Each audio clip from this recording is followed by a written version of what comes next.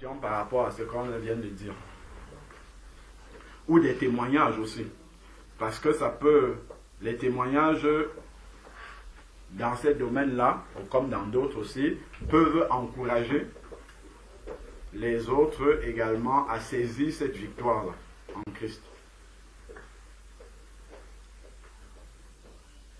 Les témoignages viennent appuyer la parole de Dieu et donner encore plus de force à cette parole-là, force de conviction dans les cœurs, pour que les bien-aimés en soient édifiés et puissent saisir pleinement cette victoire-là et vivre dans cette victoire-là. Amen.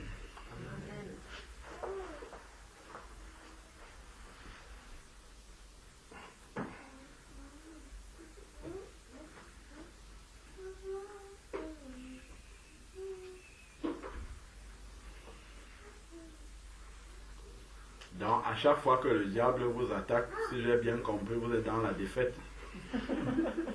Le silence là, c'est ça que moi je comprends. Hein.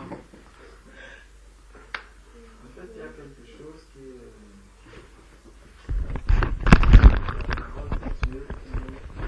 nous rappelle. C'est ça qui est primordial et qui résume un peu toute l'exhortation que le frère a donnée. Quand on regarde dans la parole de Dieu, il y a une exhortation que le frère Jacques, va donner à ses frères. Alors on peut prendre dans Jacques chapitre 5, au verset, à partir du verset, on va d'abord prendre Jacques 4, verset 5, qui nous dit: croyez-vous que l'Écriture parle en vain? C'est avec jalousie que Dieu chérit l'esprit qu'il a fait habiter en nous. Donc, le Seigneur a mis son esprit en nous et il dit que c'est avec jalousie que Dieu chérit cet esprit. Donc, l'esprit qui habite en nous, Dieu ne permet pas que cet esprit-là puisse être soit mal ou qu'il puisse peut-être s'endormir, comme la parole de Dieu nous dit que Dieu ne sommeille ni ne dort. Celui qui veille sur Israël ne sommeille ni ne dort. De la même manière aussi, l'esprit qui est en nous ne sommeille ni ne dort. Parce qu'il veille, il sait que s'il s'endort, en fait, cela est terrible. C'est quelque chose qui sera terrible pour nous. En fait, le malin, s'il se rend compte que l'esprit qui est en nous est en train de dormir, alors là, il pourra avoir une porte d'accès, il pourra entrer et faire ce qu'il a envie de faire. C'est pour ça que l'esprit que Dieu a mis en nous, le Seigneur nous dit qu'il chérit cet esprit, et cet esprit aussi, comme Dieu ne sommeille ni ne dort, cet esprit aussi qui est en nous, il ne sommeille et il ne dort. Il est constamment éveillé, constamment éveillé. Mais c'est nous plutôt qui pouvons ne pas écouter lorsque cet esprit est en train de nous alerter. Parfois, nous allons voir des personnes qui vous diront, imaginons un instant, on est là assis et puis un hibou commence à chanter là. Les gens vont commencer à se regarder et à dire, ça c'est la sorcellerie. Pourtant, il est écrit dans Genèse chapitre 2 que c'est Dieu qui a créé les oiseaux du ciel. Donc l'oiseau aussi, le Seigneur lui a donné la possibilité de voler partout. Donc si là il y a de l'air, il est normal que s'il y a un endroit où il peut poser ses pieds, qu'il se pose et qu'il se mette à chanter. Pour celui qui est dans le monde, lui il va dire, ah voilà la sorcellerie, voilà quelqu'un qui vient déjà faire de la sorcellerie chez moi. Mais est-ce que celui qui est enfant de Dieu doit aussi avoir les mêmes pensées? Donc dans Jacques chapitre 5 maintenant au verset 8, à partir du verset 7, il dit: Soyez donc patients, frères, jusqu'à l'avènement du Seigneur. Voici le laboureur attend le précieux fruit de la terre, prenant patience à son égard, jusqu'à ce qu'il ait reçu les pluies de la première et de l'arrière-saison. Verset 8. Vous aussi soyez patients, affermissez vos cœurs, car l'avènement du Seigneur est proche. Voilà le mot qui nous intéresse. Affermissez vos cœurs. Le Seigneur n'a pas dit qu'il viendra encore affermir ton cœur, non. Il dit affermissez, donc c'est de ta responsabilité maintenant, tel qu'on a dit que celui qui est né de Dieu se garde lui-même. Donc c'est à toi aussi, à chacun de nous, pas seulement à toi ma soeur, donc à chacun de nous d'affermir son cœur. Nous devons affermir nos cœurs. Et lorsque nos cœurs ne sont pas affermis, nous allons être vraiment des personnes fragiles. Et dès que je vais entendre, comme là où je suis né, il y avait un mille-pattes de couleur rouge. Et on disait que si tu rencontres ces mille-pattes, si tu le croises, c'est qu'il y aura un décès dans la famille.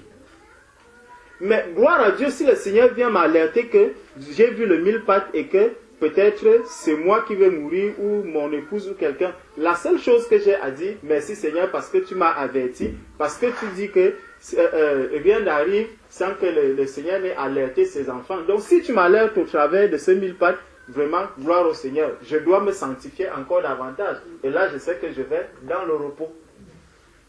Mais celui qui n'a pas l'espérance, il va commencer à faire quoi? À craindre, il va commencer à paniquer. Mais est-ce que moi, je dois aussi paniquer de la sorte? C'est une créature de Dieu. Donc si le Seigneur envoie même un mille-pattes pour me parler, pour m'annoncer que dans 2 jours tu vas mourir, gloire au Seigneur.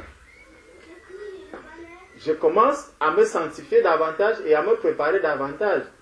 Maintenant, celui qui est tellement riche dans le monde, il va commencer à rédiger son testament.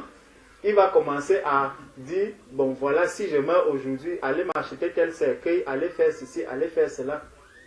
Il sera même dans l'inquiétude par rapport à ses entreprises, par rapport à tout ce qu'il a. Mais celui qui est en Christ, lui, il dit gloire au Seigneur parce que le Seigneur est venu lui annoncer un message. Donc si le cœur est vraiment affermi, nous allons avancer vraiment avec assurance. Et on le voit dans le psaume 27 où l'apôtre Paul, lorsque l'apôtre Paul, je ne vais pas être long, dans le psaume 27, pas l'apôtre Paul, excusez-moi, David, dans le psaume 27, David va dire, l'Éternel est ma lumière et mon salut. De qui aurais-je crainte? Psaume 27. Chapitre 27. Non, à partir, chapitre, Psaume chapitre 27. Verset 1. Nous sommes au verset 1. Donc, l'Éternel est ma lumière et mon salut. De qui aurais-je crainte? Quand on regarde de qui aurais-je crainte ici, on peut se dire qu'il s'adresse simplement aux hommes. Mais maintenant, si on revient dans Éphésiens 4, c'est Éphésiens 4 ou...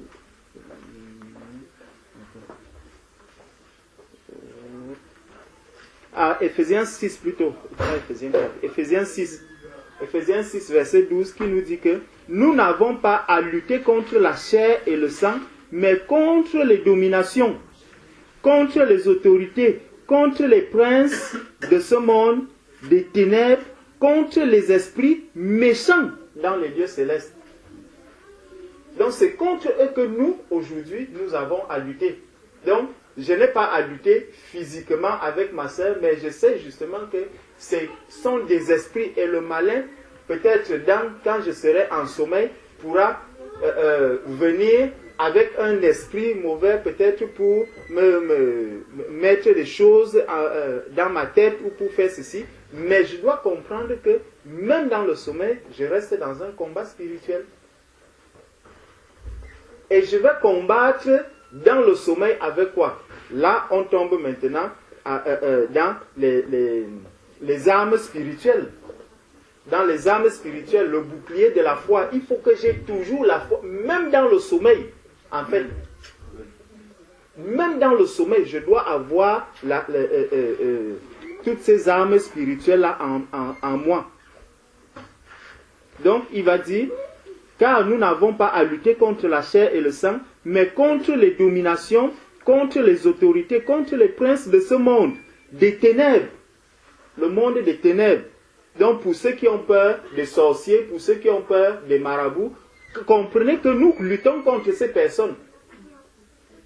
Nous luttons contre ces esprits des ténèbres, nous luttons contre eux constamment, contre les petits, les esprits méchants dans les lieux célestes. C'est pourquoi prenez toutes les armes de Dieu afin de pouvoir résister dans les mauvais jours et tenir ferme après avoir tout surmonté. Bon. Dans les mauvais jours, le jour a combien d'heures? 24 heures. Bon. Donc, durant tous les 24 heures, il faut que je fasse quoi? Que je prenne les armes de Dieu. Donc aujourd'hui, si moi je sais que c'est mon mauvais jour aujourd'hui, je prends les armes, je les garde. Mais comme je ne sais pas quel sera mon mauvais jour, donc ce que je dois faire, c'est de garder ces armes-là sur moi constamment, tous les jours, de 0 heure à 0 heure le lendemain, je dois avoir mes armes, mon arme sur moi.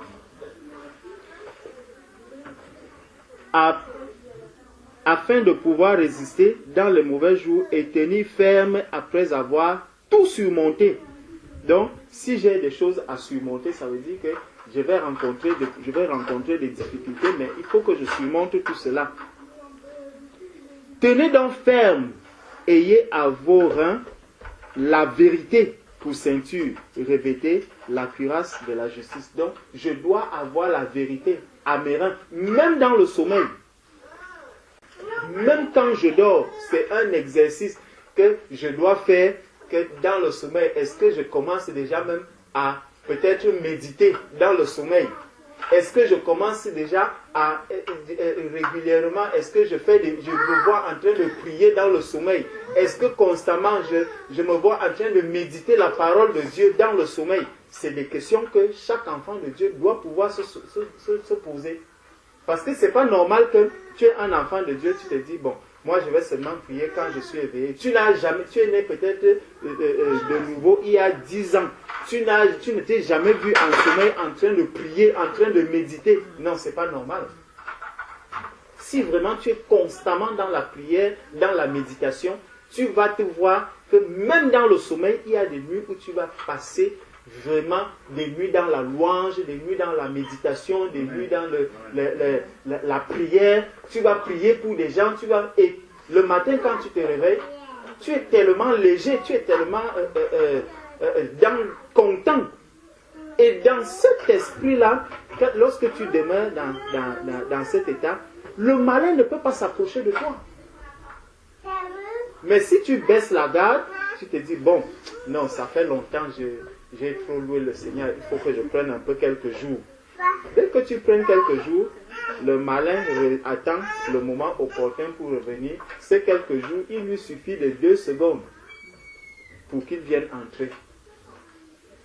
Donc, si tu baisses la garde, le malin aussi vient.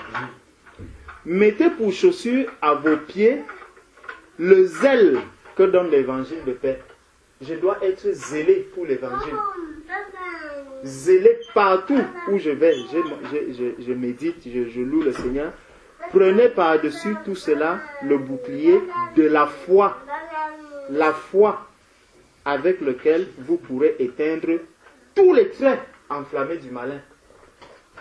Donc, si moi j'estime que le malin est en train de m'attaquer, quand je dors, on me dit ici que je dois prendre quoi? Le bouclier de la foi. Et c'est avec donc la foi en Christ, la foi dans la parole de Dieu, que je vais éteindre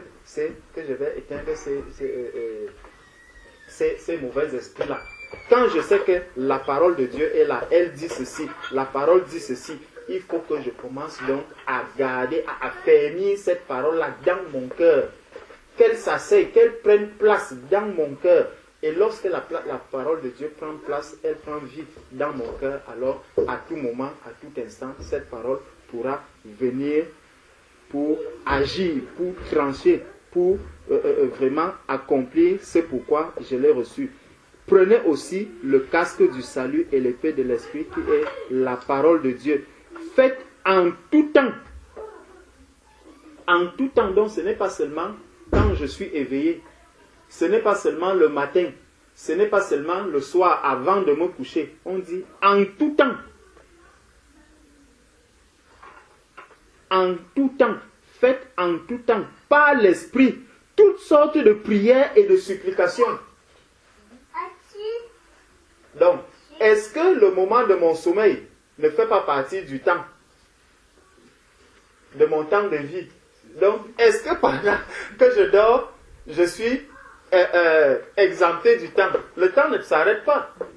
Donc, en tout temps, la parole de Dieu nous recommande de prier.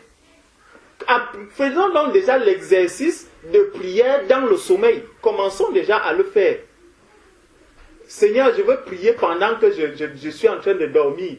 Il faut qu'on commence qu'on apprenne à prier dans le sommeil.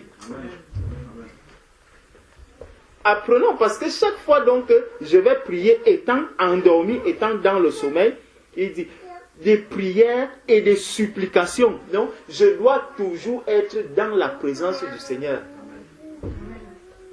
Je dois toujours, je n'ai jamais dit que je suis, parce que quand dans Colossiens 1,13, il dit qu'il nous a transportés dans les lieux célestes, ce n'est pas seulement quand on est éveillé ou quand on est rassemblé comme ça.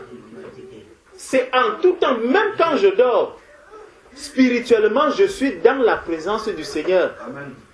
Et donc, je dois pouvoir louer le Seigneur en ce moment, dans mon sommeil. Je dois pouvoir prier le Seigneur en ce moment, dans mon sommeil, parce que je ne suis pas sur la terre, je suis dans les lieux célestes. C'est vraiment important de le comprendre. Parce que c'est là vraiment, c'est pour ça qu'on dit que notre cœur doit être affermi. Nous devons être fermes dans cette parole qu'on entend. Dans la parole de Dieu, elle doit prendre racine, elle doit prendre vie en chacun de nous. Et il dit, veillez à cela avec une entière persévérance. Donc je dois persévérer. Mais bien aimé, si on ne prie pas encore dans le sommeil, commençons, veillons à ce qu'on prie dans le sommeil. Amen. Là, on n'aura même plus ce genre de sujet de prière. Prier parce que je suis attaqué dans la nuit. Si tu es attaqué dans la nuit, maintenant qu'on a entendu cette parole, un frère te dit, ma soeur, c'est parce que tu ne pries pas dans le sommeil. S'il te dit ça, est-ce que tu vas bien le prendre? Normalement, c'est ce qu'on doit dire à un enfant de Dieu. Parce que là où on est là, qui peut me dire là qu'il est attaqué? Hein? Il est attaqué là où on est en train de méditer la parole de Dieu. Qui peut dire ici qu'il est en train d'être attaqué? Même dans sa tête, qui est en train d'être attaqué? On est attentif à ce qu'on entend. Donc si dans le sommeil je suis attaqué, ça veut dire que je n'étais pas dans la présence de Dieu. Ça veut dire que je n'étais pas en train d'écouter la parole de Dieu ou de louer le Seigneur, parce que quand on louait tout à l'heure là, je ne pense pas que quelqu'un était ailleurs. Tu étais dans la présence du Seigneur. Donc tu t'es laissé égarer, tu as laissé vraiment une porte, et comme ça le malin est venu te dire, mais dès que tu as regardé, viens, je t'appelle, viens voir ici. Et là tu dis, oui, je vais un peu voir, je vais me combattre avec toi. Dès que tu vas combattre, il dit, celui qui te défend n'est plus là. Maintenant, voici ce que tu vas mourir demain, dans 3 jours. Regarde, immédiatement. Et c'est ça qui nous arrive parce qu'on n'a pas veillé à ce que nous persévérons vraiment dans la présence du Seigneur. Nous devons rester au pied du Seigneur, rester là, à tout moment, de nuit comme de jour. Ne pas nous éloigner du Seigneur. Et ça, c'est quand le cœur est affermi, quand le cœur est vraiment plein de la joie qu'on est né de nouveau. Le Seigneur a racheté, le Seigneur nous a racheté, le Seigneur a accompli toutes choses en nous et qu'il n'y a plus rien qui me manque. Je suis en Christ aujourd'hui. Ce n'est plus moi qui vis, c'est Christ qui vit en moi. Si Christ vit en moi, ça veut dire que tout ce qui est de moi ne m'appartient plus, ça appartient à Christ. Imagine donc Christ en train de dire, j'ai fait des mauvais rêves aujourd'hui. J'ai fait des mauvais rêves, je rêve de la mort, je rêve de ceci. Pourtant, Paul même dit que si je peux même mourir, maintenant, je suis pressé même de partir. Donc, quand on vient même rappeler à quelqu'un que tu vas partir dans 2 jours, je dois être dans la joie. Si je ne suis pas dans la joie, est-ce que 2 choses, soit j'ai peur que si je meurs là, est-ce que je suis même sauvé? Mais ça, ce n'est pas des inquiétudes qu'un enfant de Dieu doit avoir. Il a l'assurance que non, je suis sauvé. Donc on vient m'avertir que là, dans 2 jours, tu vas mourir. Christ a dit, ne pleurez pas pour moi, pleurez plutôt pour vous-même. Pourquoi est-ce que je vais donc pleurer? Est-ce que c'est pour moi ou est-ce que c'est pour les enfants que je vais laisser sur leur charge et tout et tout? Mais je dois donc commencer à prier le Seigneur que Seigneur, toi-même souviens-toi de ces enfants. Parce qu'il faut vraiment que notre cœur soit affermi et qu'on ait vraiment l'assurance que, étant devenu enfant de Dieu, toutes choses sont devenues nouvelles. Notre manière de penser est nouvelle. Notre manière de marcher est nouvelle. Notre manière de voir même les gens est nouvelle. Notre manière d'agir, même au milieu des païens, tout cela est devenu nouveau. Le Seigneur a fait une chose nouvelle dans notre vie. Tout est passé des ténèbres à la lumière. Il n'a pas laissé une partie dans les ténèbres. Non. Tout est passé des ténèbres à la lumière. Donc, si vraiment cela n'est pas encore enraciné, j'ai dit que je ne vais pas être long. Prenons le psaume 27, où on voulait aller, qui disait à la fin du verset 1, « De qui aurais-je crainte? L'Éternel est le soutien de ma vie. De qui aurais-je peur? » Non, je ne dois avoir peur de rien, je ne dois rien craindre. Quand les méchants s'avancent contre moi pour dévorer ma chair, ce sont mes persécuteurs et mes ennemis qui chancellent et tombent. Regardons un peu. Donc mon ennemi s'approche, il vient. Moi, je ne vais pas dire vraiment que tu meurs ou que tu fais ceci, non. Je vais dire, vraiment Seigneur, aie pitié de lui. Parce que d'office, je sais que lui, il a la défaite. La défaite est de son côté. Mais c'est que lui, il ne sait pas qu'il a la défaite. D'office, je n'ai pas à crier. C'est pour ça qu'un enfant de Dieu, ce serait dommage que tu vois par exemple mon fils qui était là tout à l'heure, qui est venu monter sur mon pied. Je vais prendre maintenant le marteau ou une arme pour dire je vais combattre avec lui. Ce serait dommage pour moi. Quand les gens vont même nous voir, ils vont dire non, le monsieur si, je crois qu'il a un problème. Parce que nous, si nous savons vraiment que Dieu est avec nous, il combat pour nous et la parole de Dieu nous dit que celui-là est déjà dans la défaite. Il est déjà dans la défaite. D'office, il a la défaite. Qu'est-ce que je dois donc faire pour lui? Vraiment, c'est manifester l'amour. C'est lui dire que vraiment, ne perds pas ton temps à venir me combattre. Parce que d'office, tu es un perdant.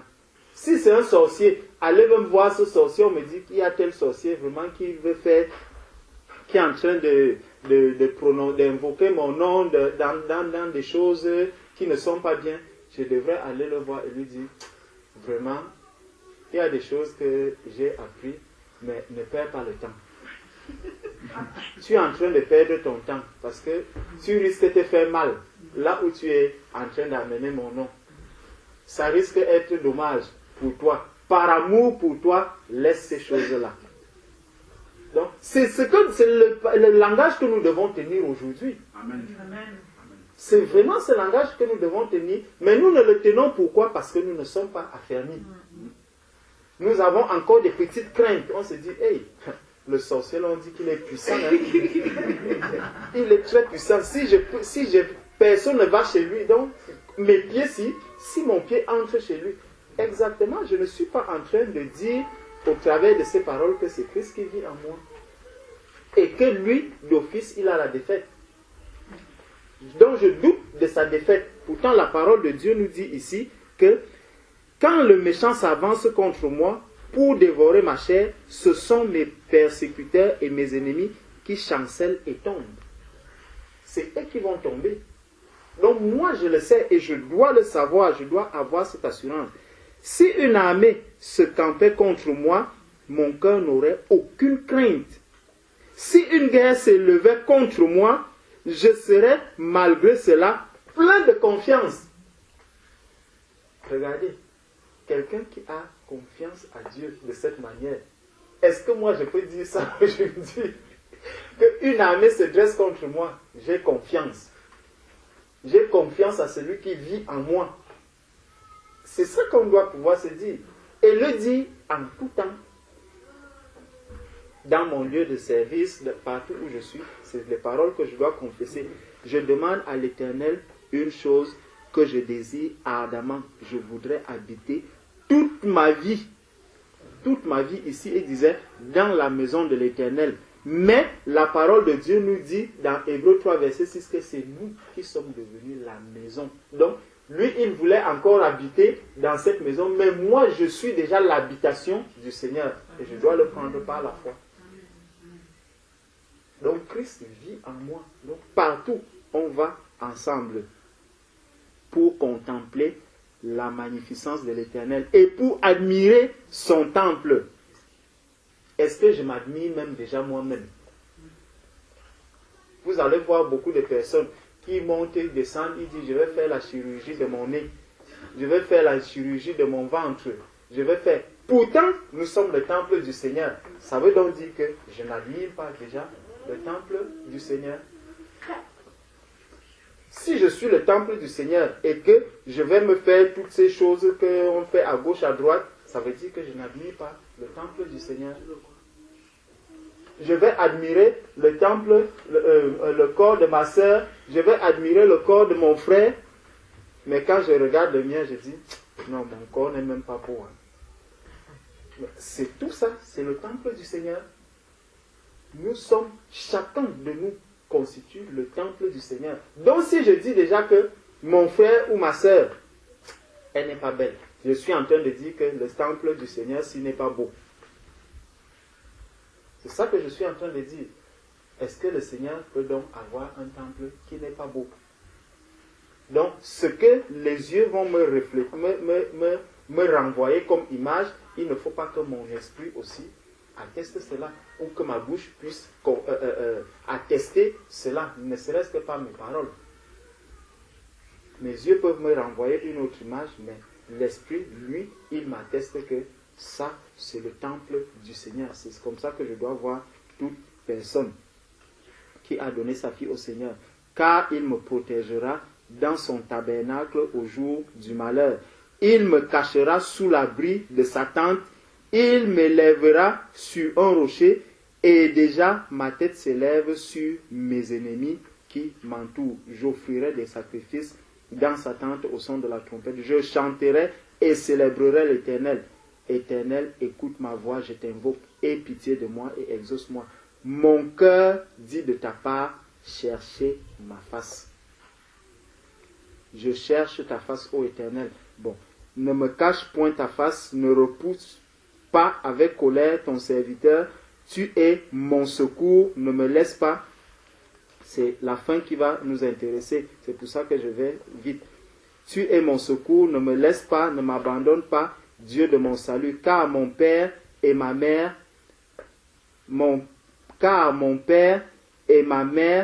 m'abandonnent. Tout à l'heure, quand on louait le Seigneur, il y a un chant où on disait, même si tout le monde m'abandonne en ton nom, j'ai décidé d'être avec toi au dernier jour. Donc, même si mon père, ma mère m'abandonne, moi j'ai pris cette décision d'être avec toi au dernier jour. Donc, je dois demeurer dans cet état, malgré tout cela. Mais l'Éternel me recueillera. Éternel, enseigne-moi ta voie. Conduis-moi dans le sentier de la droiture à cause de mes ennemis. Ne me livre pas au bon plaisir de mes adversaires, car ils s'élèvent contre moi de faux témoins et des gens qui ne respire que la violence. Oh, si je n'étais pas sûr de voir la bonté de l'Éternel sur la terre des vivants. Verset 14. Espère en l'Éternel. Fortifie-toi et que ton cœur s'affermisse. Le Seigneur voudrait que chacun de nos cœurs puisse s'affermir dans la vérité, dans la parole de Dieu. Ainsi, nous ne serons plus des enfants affaiblis, des enfants toujours pleurnichards. Imaginez un parent qui a un enfant. Dès que tu les laisses avec d'autres enfants, tu te lèves, on te dit, ah, c'est l'enfant de la sœur Irène qui est en train de pleurer. Une fois. À peine on commence la méditation. C'est qui? C'est l'enfant de la sœur Irène qui est en train de pleurer. Toujours le même. Elle va encore, elle le porte. Dès qu'elle envoie, c'est l'enfant de la sœur Irène. Même si on ne dit rien, on sera. L'enfant, c'est un problème. Il y a un problème ici. Donc, c'est vraiment pour nous amener à comprendre que nous devons nous affermir dans le Seigneur. Et lorsque nous serons bien affermis, nous n'allons plus avoir peur de quoi que ce soit parce que nous savons qui habite en nous et qui est devenu notre sauveur, notre protecteur, notre appui, notre consolateur et notre vie. Amen. Christ est venu pour nous donner la paix. Que la paix du Seigneur soit en chacun de vous. Amen. Amen. Amen.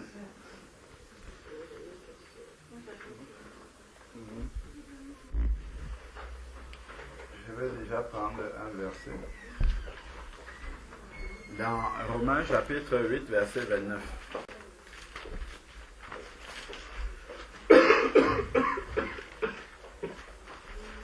Romains 8, verset 29.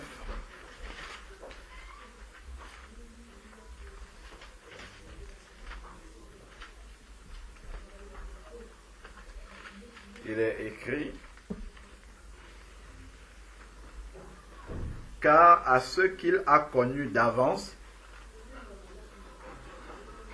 il les a aussi prédestinés à être semblables à l'image de son Fils, afin qu'il soit le premier-né d'un grand nombre de frères.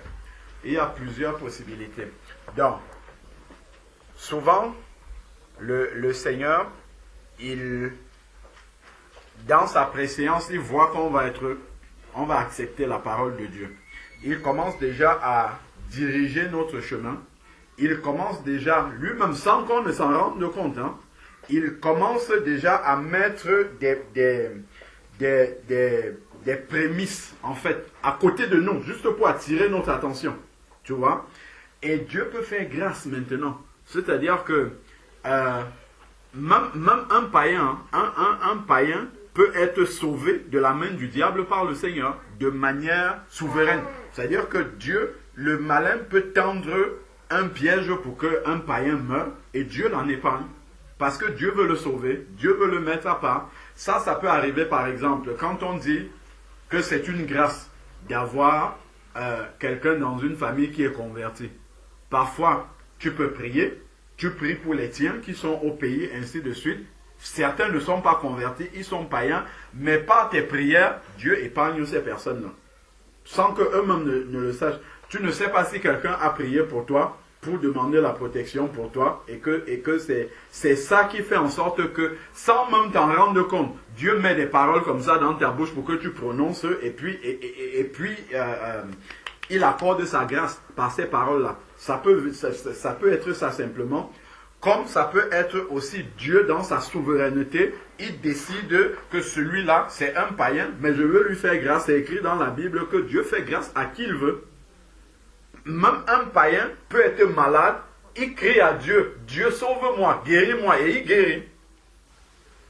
Parce qu'il a invoqué le nom du Seigneur et il a mis sa foi. Moi j'ai déjà écouté le témoignage d'une femme musulmane qui s'appelle Esther Gulshan. C'est une Pakistanaise. Donc, elle était,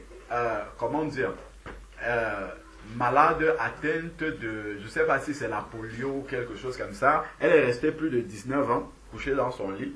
Donc, ses parents avaient quand même de l'argent. On a essayé de l'amener chez tous les médecins. Elle était toujours malade, toujours dans son lit. Ensuite, ses parents l'ont amenée en Angleterre pour être soignée. Elle a fait le tour des hôpitaux là-bas. Sa situation était toujours pareille. Et elle avait une tata qui s'occupait d'elle, ainsi de suite. Donc, elle avait tout essayé. Pas de guérison. Toujours sur son lit de maladie. Un jour, il y a sa tante qui était avec elle. Et la tante sort. Et est restée comme ça sur son lit. C'est une musulmane, hein, comme toi. Avant. Et dans son lit, elle dit, toi le fils de Marie, on a dit que tu guéris les maladies, pourquoi tu ne me guéris pas aussi? Et quand elle dit ça dans sa chambre comme ça, elle dit qu'une lumière est apparue comme ça, Jésus est apparu avec ses 12 apôtres dans sa chambre. Et elle a été éblouie comme ça par la lumière du Seigneur. Jusqu'aujourd'hui, elle met des grandes lunettes noires parce qu'elle a des problèmes de vue. Le Seigneur l'a éblouie comme ça. Pourquoi Dieu lui a fait grâce? Dieu fait grâce à qui il veut. Et il y a d'autres personnes qui disent ça, rien n'arrive. Mais elle a dit ça. Peut-être Dieu a vu son cœur. Et il y avait de la sincérité dans son cœur qu'elle cherchait du secours auprès du Dieu créateur, mais qu'elle ne connaissait pas. Dieu a vu cette sincérité-là et le Seigneur est apparu, le Seigneur l'a guérie, elle s'est levée de son lit où elle était couchée depuis près de 19 ans. Elle s'est levée, elle a marché, le Seigneur lui a parlé, il lui a dit, si tu suis mes commandements, tu viendras dans mon royaume, quelque chose comme ça. Le Seigneur lui a dit ça. Et quand sa tante est revenue, elle était debout. Sa tante était abasourdie. Sa tante lui demande qu'est-ce qu'il y a. Elle la voit marcher normalement. Et elle commence à expliquer, oui, quand j'étais couché, j'ai dit, le fils de Marie, j'ai appris que tu guéris. Ne dis plus ça. Dis que Allah ou Dieu t'a guéri, mais ne dis plus ce que tu viens de dire. Donc, c'est comme ça, en fait, que elle a commencé à confesser et à chercher là-bas au Pakistan des chrétiens pour qu'on lui parle de Jésus-Christ. Elle a été rejetée par sa famille. Son frère a essayé de la tuer en prenant une arme chargée, pointant comme ça sur elle. Arrête de prononcer ce nom de Jésus. Elle dit, c'est qu'il m'a dit. Il m'a dit que si je marche comme il veut, je verrai son royaume. Je ne peux pas le régner. Son frère a essayé pendant près de 30 minutes à tirer sur elle avec une arme chargée. Rien ne s'est passé. Son témoignage est sur Internet. Goulchan. Pourquoi Dieu lui a fait cette grâce-là? C'est une païenne, hein? C'est païenne, complètement païenne, mais elle a invoqué, ça lui est venu comme ça, dans son cœur. Dieu seul a vu la sincérité de son cœur et le Seigneur a intervenu. Elle était retenue dans le lit parce que, voilà, la maladie vient du diable, on le sait bien, mais Dieu lui a fait grâce. Donc ça peut arriver, effectivement, que quelqu'un, même si on n'a pas prié pour toi, Dieu décide de te faire grâce comme ça et elle est devenue une chrétienne vraiment fait. Elle est passée par la mort, les combats avec sa famille. On l'a rejetée plusieurs fois. Dieu a manifesté des choses puissantes dans sa famille.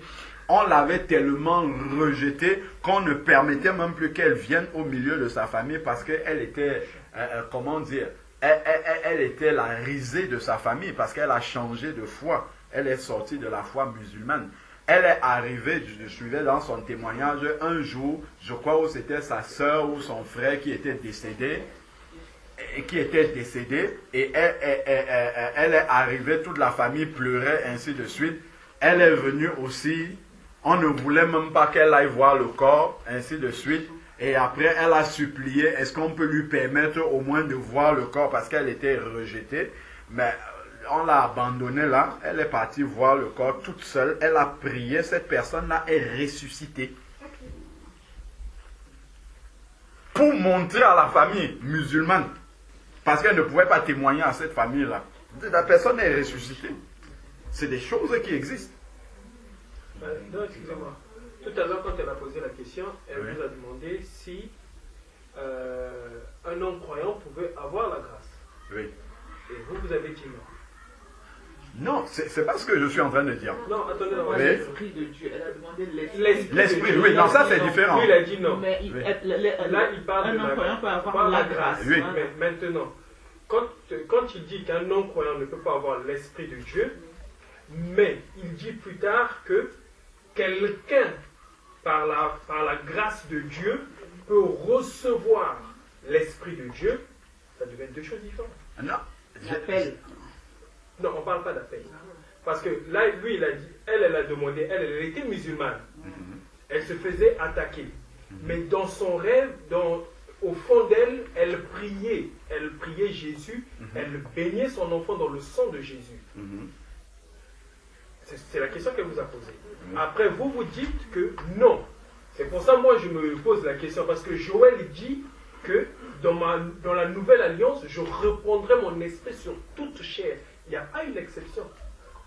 Parce que quand vous dites que quelqu'un ne peut pas avoir l'esprit de Dieu d'un côté et d'un autre côté, on vous prouve que la main de Dieu est miraculeuse et incroyable, ça veut dire qu'il y a...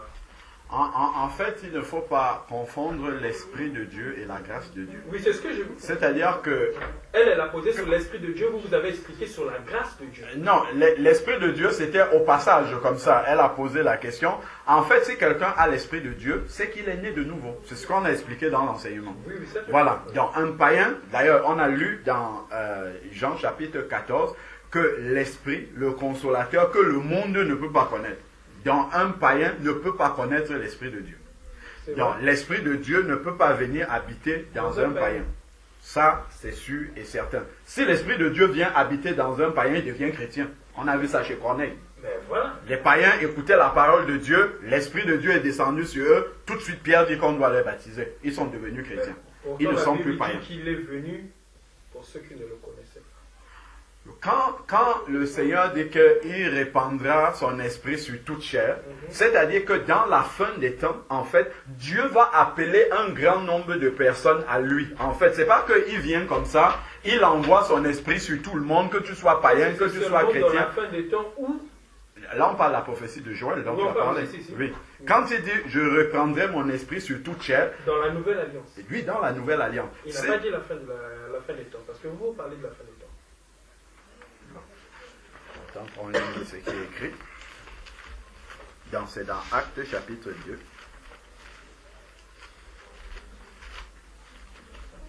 Alors, Actes chapitre 2.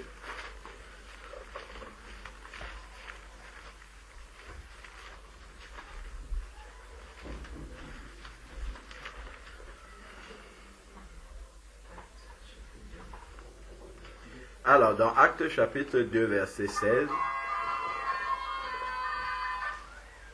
Actes chapitre 2, verset 16.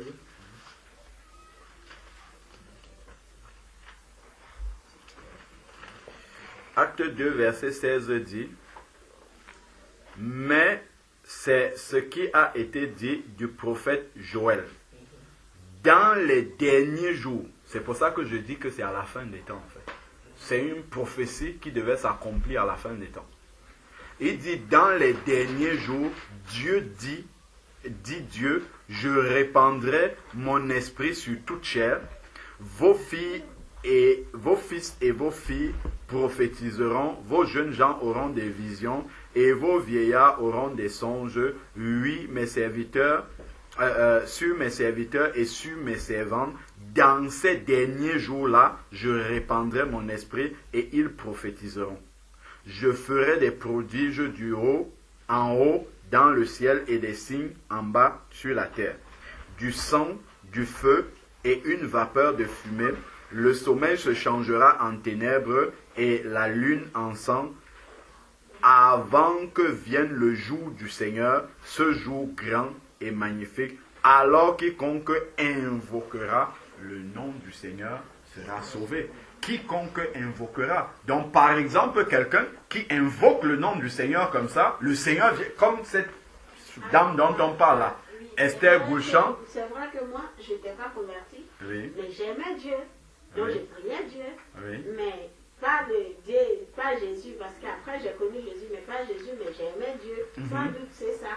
Le fait que j'ai prié Dieu et que je lui confiais tout, peut-être c'est pour ça que Jésus Qu'il est venu se révéler. Amen. Amen, oui, ça peut se faire. Donc, pour revenir à la question du frère, donc en fait, avoir l'Esprit de Dieu, c'est une chose. Si on a l'Esprit, on est enfant de Dieu, on n'est plus païen. Maintenant, la grâce de Dieu.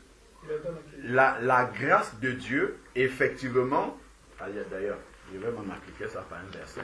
Regardons, allons dans Matthieu chapitre 5. Le Seigneur a dit ça.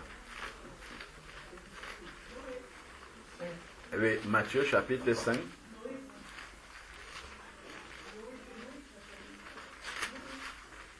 Matthieu chapitre 5. Verset.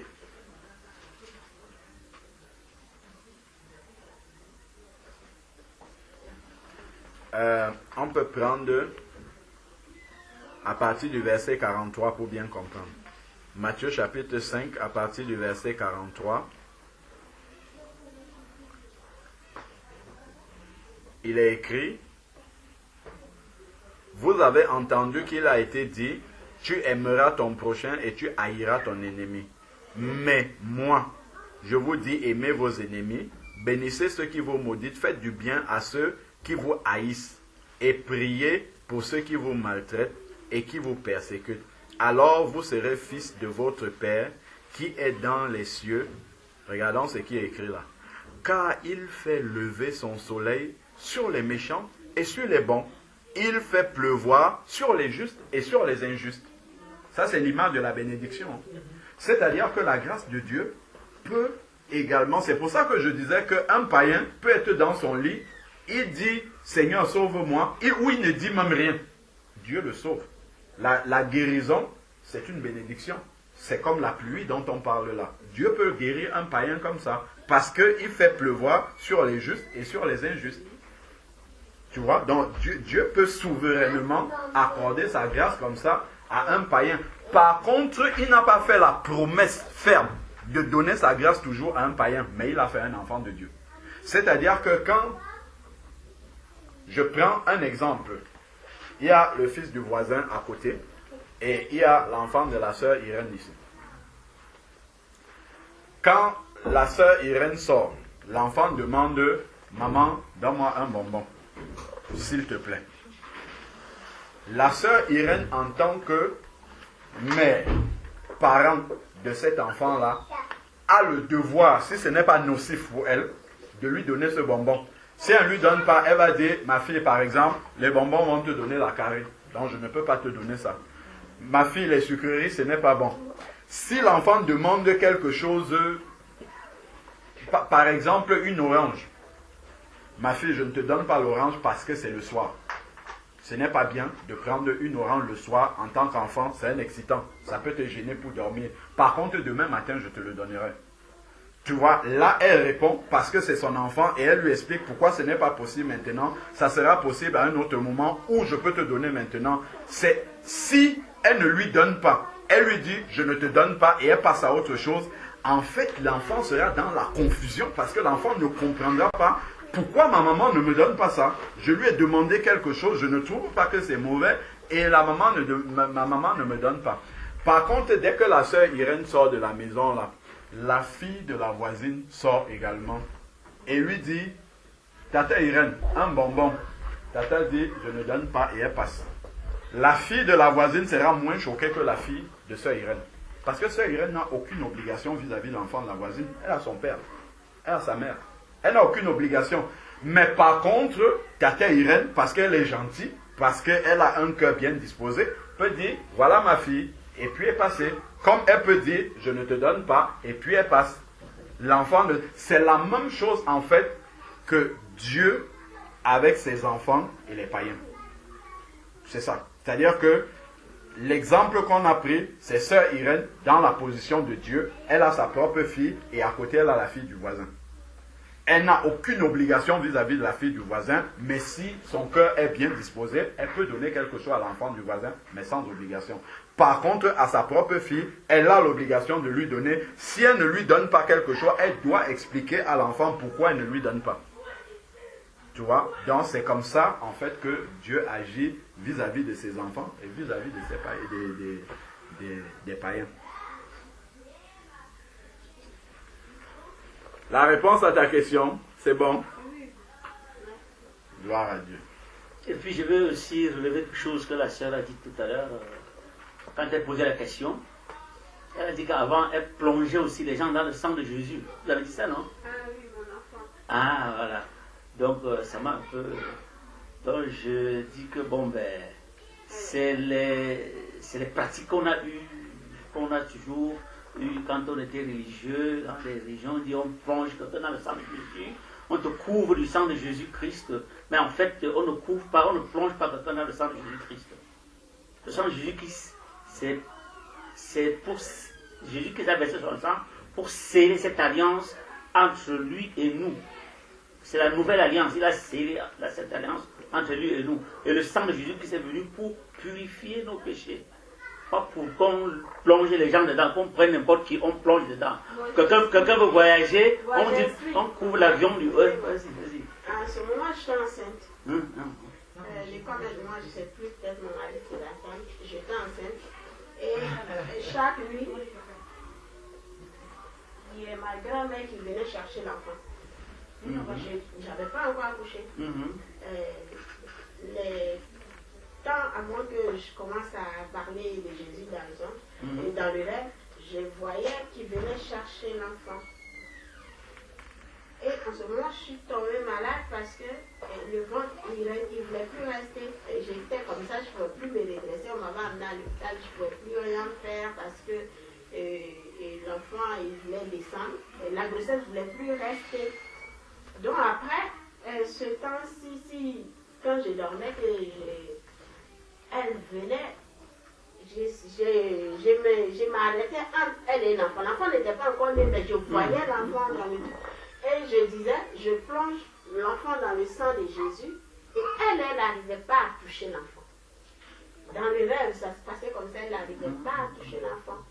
Et dans la réalité, parce que ça c'est un rêve, dans la réalité, après j'allais bien. Et la grossesse, tout allait bien. Après j'ai pu accoucher et tout. Mais avant ça, j'étais pas bien du tout. Mon mari, il est là, il peut témoigner. Que je perdais du sang et tout, l'enfant, je ne pouvais rien faire du tout.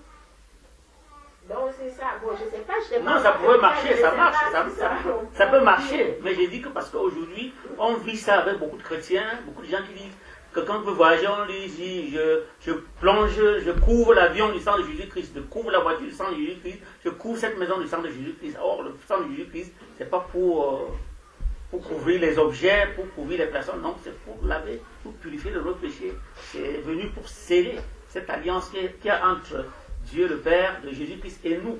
C'est un peu ça que je voulais relever. Amen.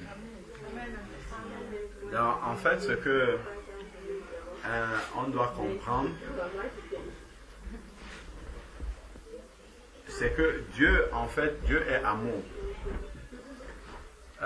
Dieu est amour. Et dans son amour, en fait, il est très patient. C'est-à-dire que Dieu, quand il sait qu'on fait quelque chose de tout notre cœur et que nous sommes encore dans l'ignorance, il peut venir, même si on fait en se trompant, il vient et il exauce ce qu'on lui demande. Donc, sans regarder qu'on a mal fait ce qu'on fait, il voit d'abord le cœur avec lequel on fait. Voilà. Bon. Au fur et à mesure maintenant qu'on avance avec le Seigneur va commencer à nous éclairer maintenant et nous dire, bon, ma fille, voilà, quand tu n'étais pas encore éclairée, tu faisais ça. Mais en réalité, c'est pas comme ça, c'est pas ce qu'il faut faire. Tu vois? Donc, ce n'est pas parce qu'à un moment donné, tu as plongé l'enfant dans le sang de Jésus que c'est ça qui avait marché en fait. C'est-à-dire que Dieu a simplement vu le cœur avec lequel tu l'appelais, il est venu au secours. et puis il a mis à part l'enfant, il a protégé l'enfant. Si même, dans le frère a expliqué tout à l'heure que le sang de Christ, en fait, est pour laver les péchés et pour sceller l'alliance avec le Seigneur. Donc, si même on pouvait, ce qui n'est pas le cas, après on va expliquer pourquoi, si même on pouvait plonger quelqu'un dans le sang de Jésus, on ne pourrait pas plonger un païen dans le sang de Jésus. Tu vois? Si même on pouvait plonger des personnes dans le sang de Jésus, ça ne pourrait pas être des païens. Parce que le sang de Jésus, c'est pour sanctifier les personnes. C'est pour les mettre c'est pour sceller une alliance entre Christ et ces personnes-là. C'est-à-dire qu'à l'instant où si on plongeait les gens dans le sang, à l'instant où il est plongé dans le sang de Jésus, il devient un enfant de Dieu. Ça serait comme ça, en fait. Bon, donc déjà, on ne peut pas, on n'aurait même pas pu, si on pouvait plonger des choses ou bien des personnes dans le sang de Jésus, on n'aurait pas pu plonger des païens dans le sang de Jésus. Donc, en fait, il y a une confusion qui s'est répandue dans le corps de Christ par rapport au rôle de chaque, comment dire, je ne sais pas quel mot donner. En fait, on confond le nom de Jésus avec le sang de Jésus, parfois même avec l'Esprit de Dieu. Donc on mélange tous ces rôles-là. Le Seigneur a dit que quoi qu'on demande, on demande en son nom. Il n'a pas dit en son sang. C'est-à-dire que si je veux demander la protection à Dieu, c'est au nom de Jésus que je vais demander. Je n'ai pas besoin d'invoquer son sang. Je vais dire, Seigneur, viens protéger mon enfant au nom de Jésus-Christ. Amen. Pourquoi on dit au nom de Jésus-Christ? Parce que c'est le nom au-dessus de tout nom. Ce nom-là c'est par ce nom-là en fait qu'on a cette bénédiction. Tout à l'heure, on a cité les armes spirituelles dans Éphésiens chapitre 6. On a cité le casque du salut, le bouclier de la foi, le zèle de l'évangile, ainsi de suite. Mais on n'a pas cité le sang de Jésus comme une arme spirituelle. C'est-à-dire que on ne peut pas... souvent, les personnes utilisent à tort. Il y a un verset dans Apocalypse qui parle des personnes qui sont dans le ciel et qui chantent devant le Seigneur et qui disent... Et le verset dit, ils l'ont vaincu à cause du sang de Christ ou quelque chose comme ça. Ils ont vaincu le diable à cause du sang de Christ. En fait, on ne comprend pas très bien ce que ça veut dire. Voilà, la parole de leur témoignage et le sang de Christ. Ce n'est pas qu'ils ont vaincu le diable en envoyant le sang de Christ sur le diable. Non. C'est ils ont vaincu le diable de quelle manière? Parce qu'ils ont donné leur vie au Seigneur. Et le sang de Christ a lavé leurs péchés. Parce que c'est par leur péché, en fait, que le diable les retenait. C'est par leur péché. Et le sang de Christ ayant lavé leurs péchés, c'est ce sang-là qui les a délivrés du diable. Parce qu'il n'y a plus le péché dans leur vie, en fait. C'est ça que signifie ce verset-là. C'est ça que le sang de Christ a opéré pour délivrer, pour permettre que ces personnes-là aient la victoire sur le diable. C'est parce que le sang de Christ a effacé leurs péchés, dont le diable ne peut plus les accuser.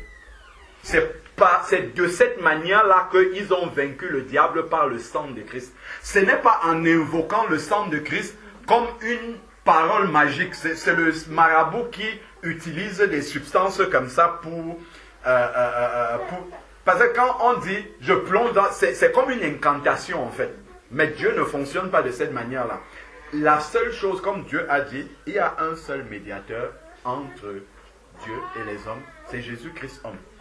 Si j'appelle le nom du Seigneur, je dois simplement dire au nom de Jésus-Christ. Et le Seigneur vient et il exauce ma prière. Mais le sang de Christ est venu pour une chose, c'est pour nous laver de nos péchés. Il peut arriver que dans une prière, on dit Seigneur, parce que c'est écrit dans 1 Jean chapitre 1, que si nous vivons dans la lumière, nous sommes mutuellement en communion avec lui et le sang de Christ nous purifie de tout péché. Donc, s'il m'arrive de tomber dans le péché, dans la repentance, je peux dire Seigneur, viens, lave-moi, purifie-moi par ton sang.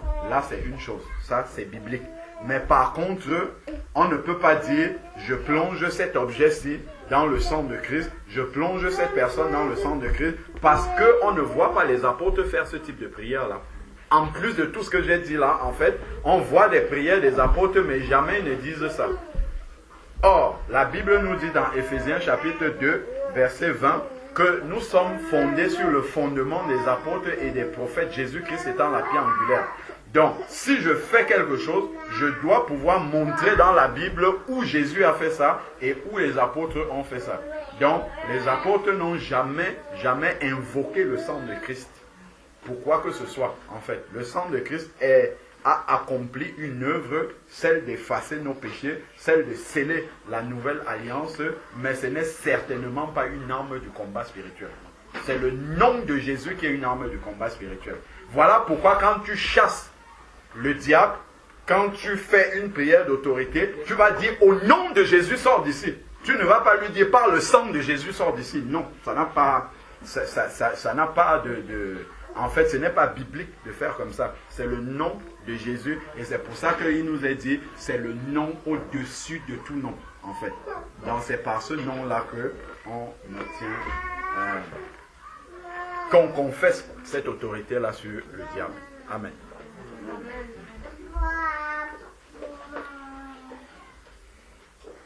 Moi, j'ai un témoignage justement par rapport aux règles, justement, les attaques. Moi, lorsque je recevais justement ces attaques, bon, j'avais l'habitude de prendre les poings et on se met à combattre justement avec les poings ces esprits-là. Donc à chaque attaque, bon, pour moi c'était le catch en fait avec ces esprits-là. Et justement, il y a à peine un mois justement, lorsque ces attaques sont revenues, la première fois, j'ai voulu me battre comme d'habitude, ça n'a pas marché. Ça n'a pas marché. La première fois, bon, le lendemain, je me réveille comme ça, je dis que bon, c'est qu'il y a quelque chose qu'il faut que je change, il y a un truc que le Seigneur veut me montrer. Parce que si cette fois-ci ça ne marche plus, c'est qu'il y a quelque chose qui veut me montrer, qui veut faire changer justement. La deuxième fois encore, ils reviennent, bon, ça n'a pas marché encore pour moi. Parce que directement, bon, c'est comme la personne qui te gifle, t'as tendance, bon, la chair elle veut que tu lui rendes, donc c'était aussi comme ça que je me comportais, mon esprit dans mes rêves. Et c'est après justement, au bout de la 4e attaque que j'ai commencé justement à prendre l'autorité avec le nom de Jésus-Christ. Et c'est là que ça a commencé justement à... ils ont commencé à partir. Amen. Vraiment. Oui. Donc voilà. Gloire à Dieu. Et un verset que le frère avait lu tout à l'heure, quand on lisait dans Éphésiens chapitre 6, c'est écrit que ce n'est pas contre la chair et le sang. Donc le combat n'est pas physique, en fait, il est spirituel. Donc c'est avec les armes spirituelles, effectivement, que nous devons combattre. Et on n'a pas besoin de faire les gestes, c'est l'esprit qui combat. Souvent on voit des personnes dans le combat spirituel, il faut tuer le diable, il faut couper les... Ça, là, quand le diable voit ça, il dit vraiment, le diable doit se marrer parce qu'il sait qu'en fait ça ne fait rien. Et il nous épuise inutilement. Celui qui connaît son identité n'a pas besoin de se forcer. Il sait que la puissance est dans le nom de Jésus. Donc il faut confesser ce nom-là avec autorité et avec foi. C'est tout. Point. C'est tout. Mais frère, je peux te dire que j'ai passé des nuits dans des assemblées où on passait la nuit à boxer. Passer la nuit à boxer, à arracher, à envoyer le feu même sur les racines pour que plus rien n'existe. On passait la nuit à couper, et nous n'étions pas, on n'était pas 2 ou 3. Il y a vraiment 500 personnes dans la salle. Et la salle, ça bouillait de monde, ça bougeait, ça sonnait, on saute, on transpire. Et quand on sort de là, on se dit, ben voilà, là c'est bon, on a fait le bon combat aujourd'hui. On a combattu, c'est bon. Mais en fait, on n'a rien fait comme tu disais tout à l'heure. On n'a rien fait. On arrache, on coupe les liens, on coupe, on coupe. Mais vraiment, c'était épuisant. C'est pour ça qu'on dit, quand tu ne connais pas la vérité, tu n'es pas libéré. Quand tu connais la vérité, tu es devenu vraiment libre. Amen. Amen. J'ai une question sur un verset. Dans le 22-36, où le Seigneur Jésus dit maintenant au contraire que celui qui a une pièce la prenne, que celui qui a un sac le prenne également, que celui qui n'a point d'épée vende son vêtement et achète une épée. Et justement là où je bloque, c'est qu'est-ce qu'un chrétien doit faire avec une épée en fait? Spirituelle. Tout à l'heure, on a lu ça là. Oui, mais vendre ce vêtement pour acheter une épée. Va dans l'Apocalypse. Amen. Quel apocalypse? Tu donnes le Bon, C'est ça? Le verset.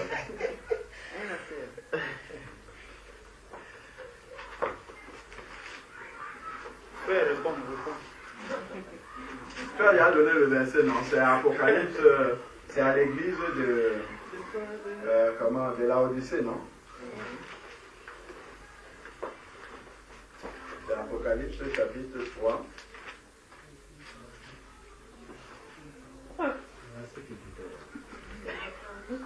C'est pas une parabole. C'est pas une parabole. Comment? Ce qu'elle vient de lire, c'est pas une parabole. Bon, on peut déjà lui revenir sur le verset. Comme ça.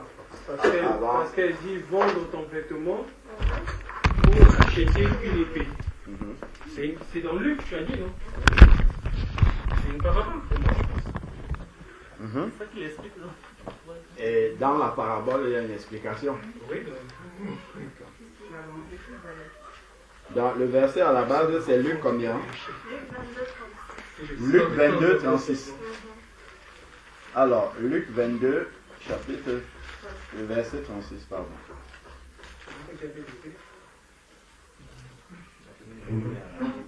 Et il leur dit maintenant, au contraire, Luc 22. on va remonter plus haut pour comprendre le contexte un peu. Amen. C'est souvent important de voir dans quel contexte en fait un verset est sorti. Verset 24. Donc, on va donc commencer plus haut, à partir du verset 24. C'est écrit, qui est le plus grand? Il s'éleva aussi parmi eux une contestation, lequel d'entre eux devait être estimé le plus grand. Jésus leur dit, les rois des nations dominent, et ceux qui ont autorité sur elles se font appeler bienfaiteurs. Il n'en est pas de même pour vous, mais que le plus grand parmi vous soit comme le plus jeune, et celui qui gouverne comme celui qui sert. Car qui est le plus grand?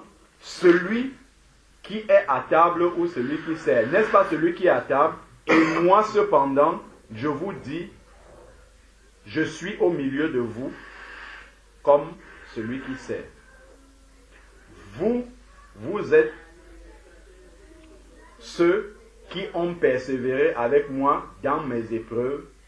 C'est pourquoi je dispose le royaume pour vous, comme mon Père en a disposé pour moi, afin que vous mangiez et buvez à ma table dans le royaume, et que vous soyez assis sur des trônes pour juger les 12 tribus d'Israël. Simon, Simon, Satan vous a réclamé pour vous passer au crible, comme le blé. Mais j'ai prié pour toi, afin que ta foi ne défaille pas. Le bouclier de la foi avec lequel on peut éteindre tous les traits enflammés de l'ennemi. Pour que ta foi ne défaille pas. Et toi, quand tu seras revenu, affermis tes frères. Revenu à moi, affermis tes frères. Le Seigneur lui dit Pierre, je suis prêt à aller avec toi en prison et à la mort. Et Jésus dit, Pierre, je te le dis, le coq ne chantera pas aujourd'hui que tu ne m'aies nié 3 fois de me connaître, que tu n'aies nié 3 fois de me connaître.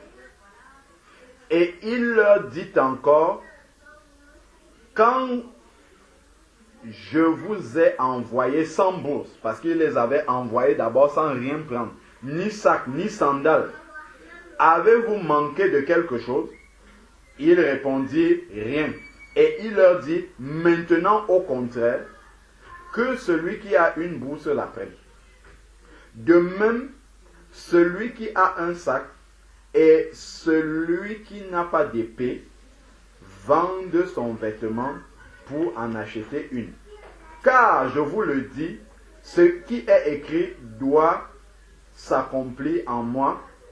Il a été compté parmi les malfaiteurs, et ce qui me concerne touche à sa fin. Et ils dirent, Seigneur, voici 2 épées. Et il leur dit, c'est assez. Et après, ils sont allés à Gethsémane. Et on connaît la suite. Quand les serviteurs sont arrivés avec Judas, Pierre a voulu se servir de l'épée. Qu'est-ce que Jésus lui a dit? Si c'était une épée physique, si c'était de l'épée physique dont on parle, parce que ça vient juste après que Jésus ait dit ça. Quand Pierre a sorti l'épée, Jésus lui a répondu. Je crois que c'est dans...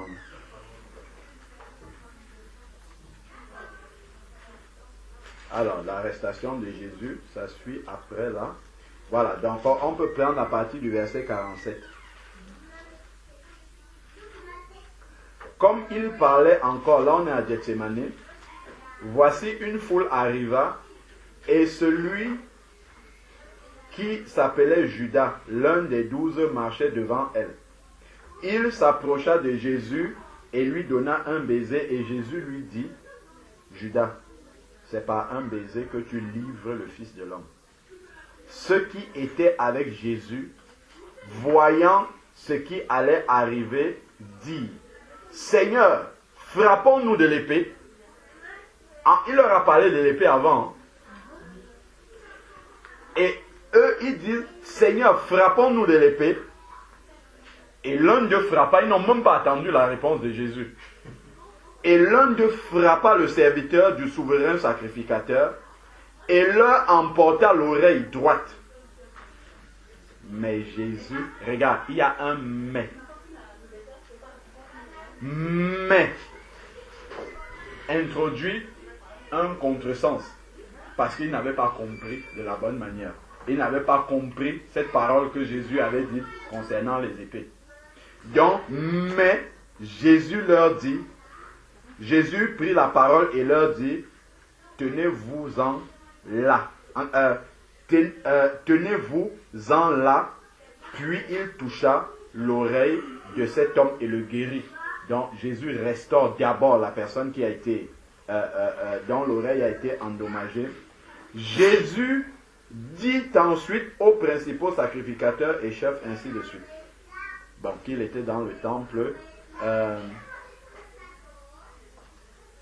Donc, et dans ce passage-ci, ce n'est pas bien précisé. Prenons dans Matthieu 26, qui relate chaque évangile, souvent apporte des précisions. Dans Matthieu 26, c'est bien, il y a plus de précisions que ça. Si on prend Matthieu 26...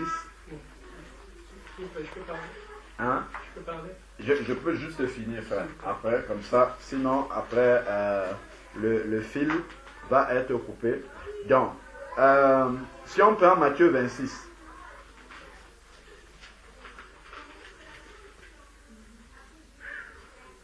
si on prend Matthieu chapitre 26,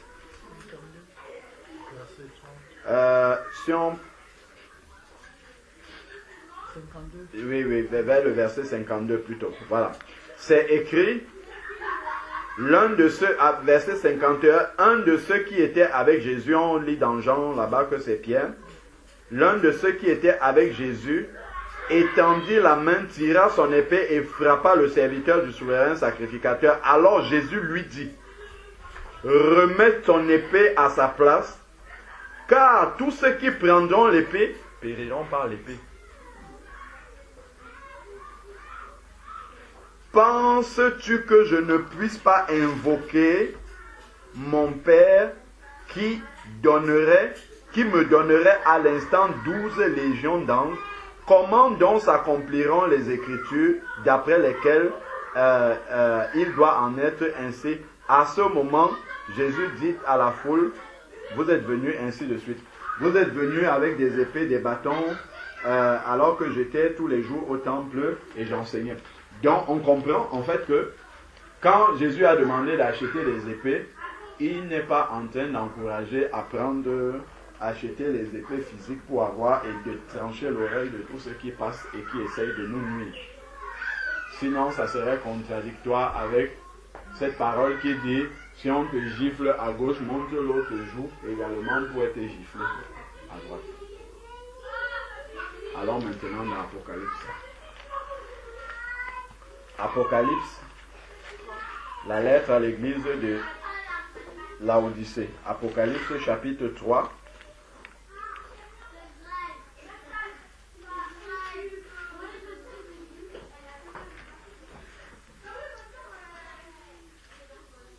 Apocalypse chapitre 3, à partir du verset 14, il est dit, écrit à l'ange de l'église de Laodicée, voici ce que dit l'Amen, le témoin fidèle, le véritable, l'auteur de la création de Dieu. Je connais tes œuvres, tu n'es ni froid ni bouillant. Si seulement tu étais froid ou bouillant, ainsi parce que tu es tiède et que tu n'es ni froid ni bouillant, je vais te vomir de ma bouche. Parce que tu dis, je suis riche, je me suis enrichi et je n'ai besoin de rien. Et parce que tu ne sais pas que tu es malheureux, misérable, pauvre, aveugle et nu. Je te conseille d'acheter chez moi de l'or éprouvé par le feu. Est-ce qu'on achète quelque chose chez le Seigneur? De l'or éprouvé par le feu, afin que tu deviennes riche. Est-ce qu'il parle de la richesse de ce monde-ci? Parce que eux, ils parlaient de la richesse du monde. Quand ils disent je suis riche, eux, ils voyaient au bien matériel, mais ils ne voyaient pas avec les yeux du Seigneur, avec les yeux spirituels. Ils voyaient avec les yeux de la chair. Donc, ils voyaient la richesse matérielle de l'Église. Et cette richesse-là les conduisait à la perdition. Et le Seigneur intervient pour leur ouvrir les yeux afin qu'ils voient ça avec les yeux spirituels et comprennent que ce n'est pas parce qu'il y a la prospérité matérielle là, au contraire, ça vous aveugle, vous êtes en train de vous éloigner de Dieu. Et donc, le Seigneur les appelle maintenant à être riches en Dieu, à être riches spirituellement, à rechercher les choses spirituelles. Et des vêtements blancs. Il ne s'agit sûrement pas des vêtements physiques blancs, mais c'est d'être sanctifié. Il les invite à la sanctification. Afin que tu sois vêtu et que la honte de ta nudité ne paraisse pas. Et un collier aussi, dont leurs yeux voyaient physiquement. Mais il faut qu'ils aient le discernement pour voir. C'est ça qu'il appelle le collier, pour que leurs yeux deviennent des yeux spirituels. Et qu'ils voient comme Dieu voit. Et qu'ils voient leur nudité et leur pauvreté spirituelle. Donc, en fait, ici, afin pour oindre tes yeux et que tu vois. Donc, voir comme Dieu voit. Maintenant, à nous de comprendre, quand il parle de l'épée, il parle de quoi? Que chacun vende son vêtement pour acheter l'épée. Et tout de suite, voici même deux épées ici. Il y a encore un autre passage qui me vient à l'esprit, c'est dans Matthieu 24, Luc chapitre 24. Il y a quelque chose qui s'est passé au moment de la résurrection. Et on va comprendre pourquoi ils ont dit voici deux épées. Et là, ça va nous diriger certainement vers ce qu'on aurait dû comprendre.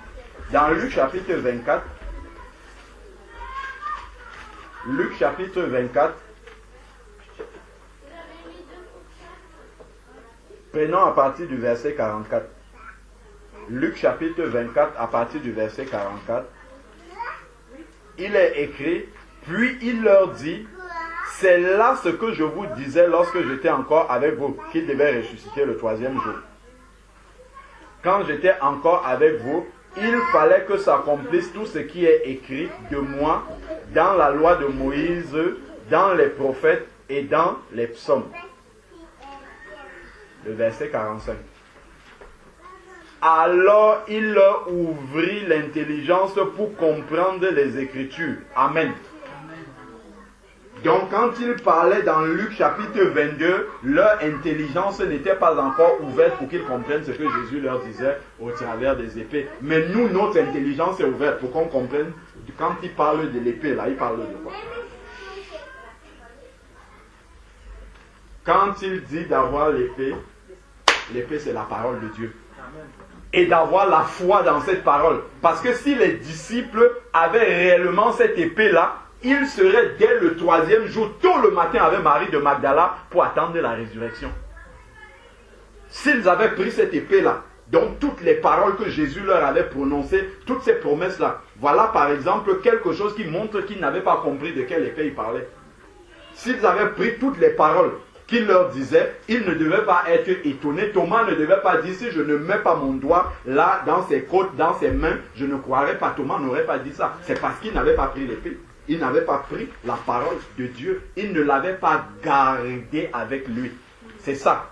Prendre l'épée, c'est prendre la parole et la garder en soi et y mettre la foi. C'est ça, garder cette épée-là. C'est de ça que le Seigneur leur parlait. Mais leur intelligence était encore une intelligence humaine. Ils voyaient les choses humainement. Ils pensaient que Jésus parlait des choses physiques. Amen. Justement, la définition de l'épée, c'est dans les âmes spirituelles où il dit, et l'épée de l'esprit, qui est la parole de Dieu. Amen. Amen. Voilà la réponse nette. Donc il faut l'acheter, soit il faut.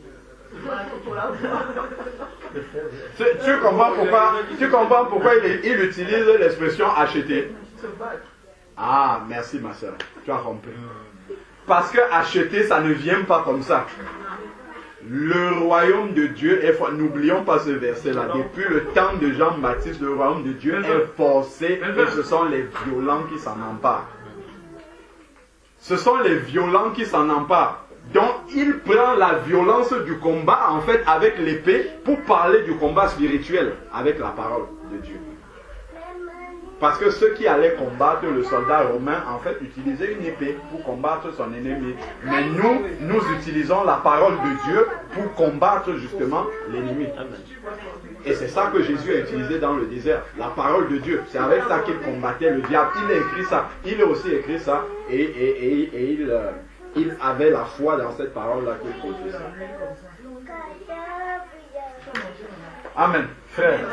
Non, vous avez déjà répondu. Parce que vous avez pris le contour. Pour arriver là. Quelque chose, parce que quand elle a dit vendre, quand Jésus l'avait dit à ses disciples, c'était une façon de. Parce que de dire même à Pierre, quand il a dit à Pierre, le diable t'a réclamé, t'a crié, et moi j'ai prié pour toi afin que quand tu seras affermi, tu affermisses tes frères. Donc c'était une façon de dire, pour l'instant Pierre n'avait pas encore la foi de faire les épreuves. Quand par exemple dans la Bible, quand on dit que Pierre et Jean sortaient du temple, ils ont rencontré un boiteux. Jean, le boiteux qui leur demandait de l'argent, il dit, Jean, je crois que c'est Jean ou l'un d'eux qui a répondu, nous n'avons ni or ni argent à te donner, mais tout ce que nous avons, c'est le nom de Jésus. Par le nom de Jésus, lève-toi et marche. Donc la parole de Dieu est une épée. Amen. Nous tranchons donc. Amen. Gloire à Dieu. Parce Amen. que vous êtes encore Gloire à Dieu. Je vais nous prendre encore 2 versets pour vous allez voir quelque chose. Dans Éphésiens 6, verset 11. Éphésiens 6, verset 11 nous dit, revêtez-vous de toutes les armes de Dieu. Revêtez-vous de toutes les armes de Dieu. Allons dans Romains 13, verset 14, qui nous dit, mais revêtez-vous du Seigneur Jésus-Christ. Donc, toutes les armes de Dieu, là, en fait, c'est Jésus-Christ. Donc, quelqu'un qui a pris Jésus-Christ en lui a toutes les armes de Dieu. Amen. Amen. Amen.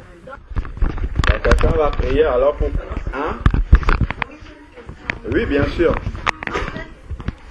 C'était quelque chose que j'ai remarqué en fait cette semaine, que j'ai un peu tendance en fait à qualifier en fait les œuvres des païens en fait en disant que c'est pas normal ou quelque chose comme ça, ou ils sont un peu enfants. Et comme je sais qu'on peut pas dire d'un enfant de Dieu qu'il est insensé, quelque chose comme ça, est-ce qu'on peut le dire pour des païens?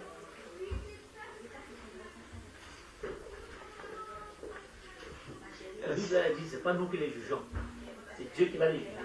Mais je suis pas en train de les condamner. Ah, d'accord. En fait, le verset qui en parle, est-ce qu'il dit que si tu dis à quelqu'un insensé, si tu... prenons un peu... C'est encore quelque chose. Si tu dis à quelqu'un insensé... En fait, c'est... Déjà, il faut comprendre une chose, c'est que cela sort juste même de ta bouche. Dès que cela sort même de ta bouche, c'est déjà un problème devant le Seigneur. Donc, justement, dès que c'est même déjà dans le cœur, dans la pensée, c'est déjà un problème devant le Seigneur. Tu comprends un peu? Donc nous devons combattre pour que nous n'ayons même pas de telles pensées. Parce que insulter un enfant de Dieu, c'est vrai que lui, il a vraiment, il est revêtu de Christ. Donc si tu insultes un enfant de Dieu, en fait tu insultes Christ. Mais si toi maintenant tu vas insulter même un païen, ça veut dire que tu es en train de dire que c'est Christ qui insulte le païen. Tu vois un peu? Donc si un païen t'insulte, en fait il est en train d'insulter Christ. Mais si toi maintenant, enfant de Dieu, tu insultes un païen, tu es en train de dire que Christ est en train d'insulter un païen. Donc ça devient, rien que voir la chose de cette manière, donc vice versa, ça pose déjà tout un problème.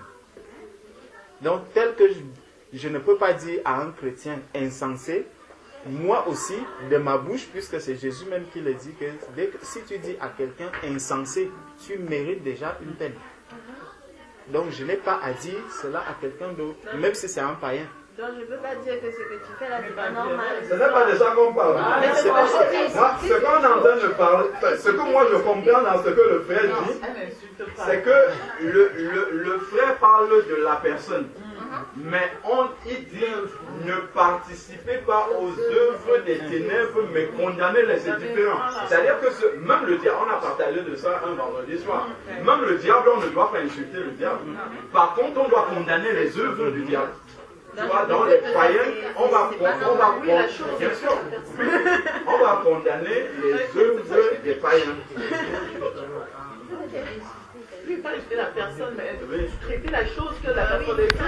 Tu veux les actes. Tu peux dire la chose que tu fais n'est pas bien, ça c'est le diable. Ouais, exactement. Dénoncer, voilà.